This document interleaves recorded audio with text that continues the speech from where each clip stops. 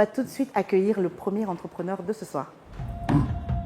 Aujourd'hui, notre premier entrepreneur nous emmène à la découverte des plus beaux sites touristiques de Côte d'Ivoire. À travers son projet, Ici c'est chez nous, il veut mettre en lumière les richesses de notre pays. Un projet de cœur pensé pour valoriser la Côte d'Ivoire. Ici c'est chez nous, c'est un projet dans le domaine du tourisme. Il vise à valoriser et faire connaître le patrimoine historique, culturel et naturel de la Côte d'Ivoire aux Ivoiriens. La population ivoirienne, dans sa grande majorité, ne connaît pas forcément son patrimoine, ou pour certains la pense inaccessible. C'est pour répondre à ce besoin-là qu'on a créé Ici c'est chez nous. Aujourd'hui, on a des grands pays au monde, des pays dont l'identité, même le développement est basé sur cette reconnaissance à leur identité culturelle. J'aimerais que la Côte d'Ivoire aussi en fasse partie. Arrêtons de prendre pour modèle ce qui ne nous correspond pas. En faisant connaître ce patrimoine historique, culturel, naturel, la jeunesse pourra s'identifier à quelque chose qu'elle connaît. Mais saura-t-il convaincre nos investisseurs et vendre cette vision comme ils l'imaginent?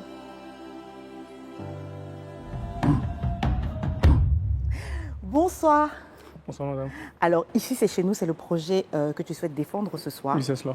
Le tirage du destin va déterminer si tu vas le présenter au baobab présent ou si tu vas devoir mettre en veille l'un d'entre eux. Si tu tires une boule rouge, tu devras mettre un baobab en veille, mais si tu tires une boule blanche, tu es tranquille. Vas-y, face à ton destin. Et c'est une boule blanche, félicitations.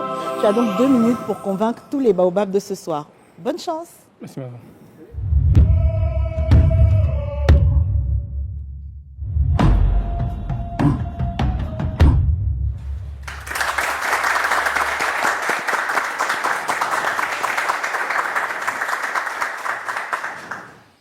Bonsoir. Bonsoir monsieur. Bonsoir.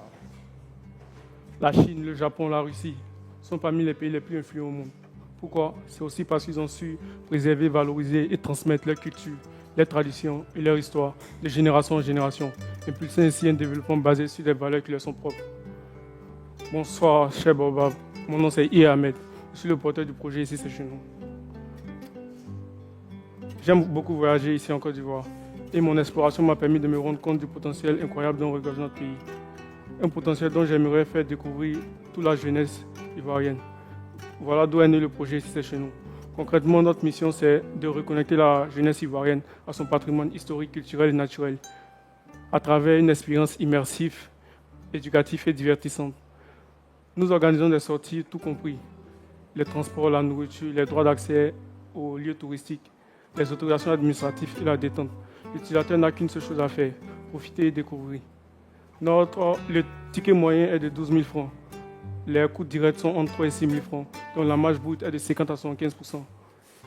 Le projet est rentable à partir de 60 participants par mois, mais notre objectif minimum est de 100 participants par mois, le rendant ainsi rentable à partir de la première année. Aujourd'hui, on recherche un financement de 15 millions de francs CFA en échange de 10% du capital et aussi un mentorat. Ce financement va nous permettre d'acquérir des équipements audiovisuels, d'établir de nouveaux circuits touristiques et de renforcer notre stratégie marketing. À partir d'ici, chez nous, nous voulons reconnecter la jeunesse ivoirienne à son identité culturelle et nous serions honorés de vous compter parmi les bâtisseurs de cette vision. Je vous remercie. A-t-il été suffisamment convaincant? Découvrons-le maintenant. C'est une très bonne initiative. Après, c'est de savoir, vous êtes combien dans votre société? Initialement, on est 3 dans l'équipe. Vous êtes 3. Il y a moi qui dirige, il y a une collaboratrice qui se charge de l'aspect commercial et il y a une autre qui se charge de l'aspect digital et marketing. Comment est-ce que se procurer des tickets, par exemple? Généralement, on peut aller vers les établissements pour leur parler un peu de nos projets et organiser une sortie thématique par rapport à ce qu'ils enseignent. Là, ça sera plus impactant. Ou bien, on peut aussi faire des stratégies marketing sur les réseaux sociaux. On a un endroit à visiter et puis on communique beaucoup dessus. Alors, il y a des gens qui sont intéressés, ils s'inscrivent. Donc, je comprends. Donc, ça veut dire que ça n'a pas encore commencé? Non, actuellement, on est en pré-lancement. Il a déjà fait une activité, ce qui m'a assuré que ça peut marcher. Voilà pourquoi je suis venu aujourd'hui. Mais qu'est-ce qui te garantit que ça va marcher? Déjà, comme je l'ai dit au début, ce n'est pas que la jeunesse ivoirienne ne s'intéresse pas, c'est que pour la plupart, ils ne savent pas. Donc je suis sûr que non, si on leur montre ce que leur pays a offert, il y aura un répondant. Et vous avez fait quel circuit? Déjà, là, vous avez déjà essayé, là. C'était quoi? C'était à Grand Bassam. Grand Bassam, oui, mais c'est à côté. Pardon? Je dis Grand Bassam, c'est à côté, donc c'est Abidjan, Grand Bassam. Oui. Et si demain, donc, j'imagine, si vous dites, ici c'est chez nous, vous voulez faire Mans, vous voulez faire Bounan, vous voulez faire Bandoukou, vous voulez faire Korogo. Et ça, en fait, est-ce que dans ce que vous avez calculé là, ça rentre là-dedans? À la base, j'ai dit dans les besoins financiers qu'on avait besoin d'établir un nouveau circuit touristique. Ouais. Ça rentre dans cette logique-là. Le financement là-bas nous permet d'établir ce nouveau circuit touristique-là aussi. Sinon, toute la Côte d'Ivoire est concernée. Toute la Côte d'Ivoire. Mais- Si le projet marche bien ici, on compte l'exporter dans d'autres pays aussi. Donc vous avez dit que vous cherchez 15 millions. 15 Mais les millions 15 millions vont vous servir à... établir ce circuit touristique-là pour renforcer la stratégie marketing et acquérir des équipements audiovisuels. Mais la Côte d'Ivoire, c'est grand. Est-ce que vous pensez que 15 millions va vous permettre d'établir ces circuits-là dans presque toutes les villes qu'il y a? Les 15 millions vont nous permettre de découvrir initialement toute la Côte d'Ivoire. On se base actuellement sur les villes côtières d'abord. Une fois qu'on aura établi des bases à ce niveau-là, on compte se déporter vers l'intérieur du pays maintenant. Sinon, à la base, initialement, comme le projet commence, les villes côtières d'abord. Puis après, maintenant, on ira à l'intérieur. Donc vous avez dit 15 millions pour combien de pourcents? 10% du 10% capital. de capital. Sur quelle base vous avez déterminé la valorisation parce qu'aujourd'hui, vous dites que votre business vaut 150 millions de francs CFA, alors que vous n'avez fait qu'un seul circuit à Grand Bassam, qui est juste à côté, et qui n'est pas représentatif de l'ambition que vous avez. Donc sur quelle base vous avez décidé que c'était 150 millions? C'est par rapport à la vente des tickets. Comme je l'ai dit initialement, le billet moyen est à 12 000 francs. Et les coûts directs entre 3 et 6 000 francs. Donc la marge brute, c'est de 50 à 75%. C'est sur cette base de 50 à 75% qu'on a établi que le business vaudra ce montant-là dans les 3 prochaines années. Okay. Et vous comptez avoir combien de participants en première année? En première année, on est entre 120 et 200. 120 et 200. Donc Pardon, vous allez... 1200. 1200. Donc vous allez gagner 6 000 francs sur chaque participant. On va dire pour faciliter le calcul que vous avez 1000 participants. Donc ça fait 6 millions. 6 millions de francs. Sur 10 ans, vous allez gagner, on va dire 60 millions. Bon, peut-être un peu plus, disons 75, 80 millions.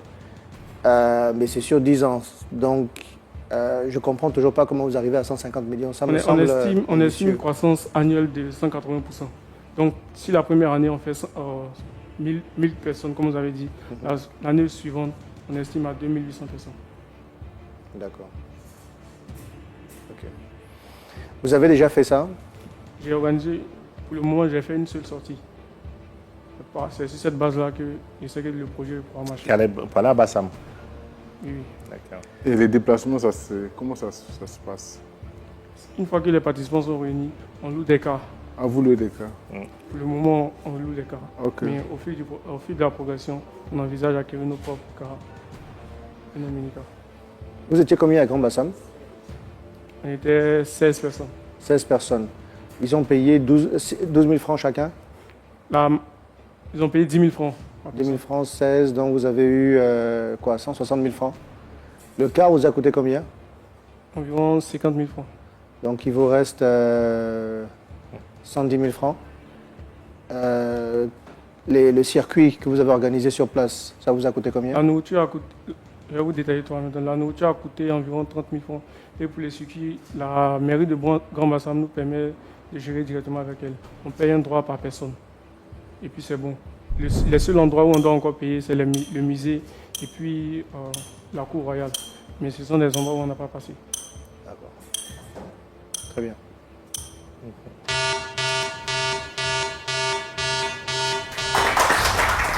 A-t-il réussi à convaincre nos baobabs de miser leur courri? La réponse tout de suite. Alors, moi, je trouve que c'est un business intéressant, c'est louable de faire connaître le pays au plus grand monde. Simplement, ça reste un business qui, selon moi, aura des difficultés à grandir parce que la contrainte à laquelle vous serez confronté, ce sera la capacité humaine de gérer des circuits, parce que ça reste un business qui se repose sur des individus. Il y a très peu d'opportunités d'automatisation du business. Quelqu'un doit accompagner les participants sur chaque circuit, quelqu'un doit aller établir un nouveau circuit, donc ça reste très manuel. Je ne vois pas de perspective de croissance parce que plus vous allez prendre des gens, plus vous devrez embaucher des accompagnateurs.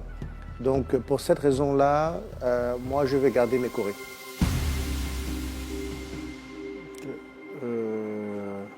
Moi, pour ma part, c'est vrai que c'est louable ce que vous faites. Après, pour être franc, ce n'est pas dans un domaine dans lequel je vais m'investir, parce que pour ce qui est de l'apport et puis la rentabilité, quand je calcule sur le long terme, c'est pas quelque chose que j'ai vraiment envie de faire. Mais vous méritez d'être encouragé et accompagné. Voilà pour ma part, donc je ne mettrai pas mes courriers. Par contre, je suis disponible et disposé à vous aider s'il le faut. Voilà. Alors, c'est un bon projet qui permet de faire connaître notre beau pays, donc la Côte d'Ivoire.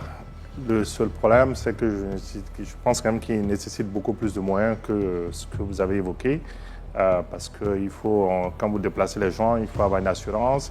Il faut assurer la sécurité, il faut savoir où ils vont dormir, il faut savoir en fait qu'est-ce qu'ils vont manger et tout ça, vous êtes responsable de tout ça là. Bon, c'est des facteurs qui n'est pas pris en compte. Donc l'assurance, quand vous déplacez 16 personnes, c'est un accident qui est responsable. S'ils vont manger quelque part, qu'il y a un accident qui est responsable. Donc tout ça, en fait, ça nécessite en fait plus de réflexion, plus de moyens et en fait, je pense qu'en fait que ces aspects-là, vous n'avez pas encore exploités. Peut-être que ça viendra, mais pour l'instant, en tout cas, je garde mes courriers. Merci.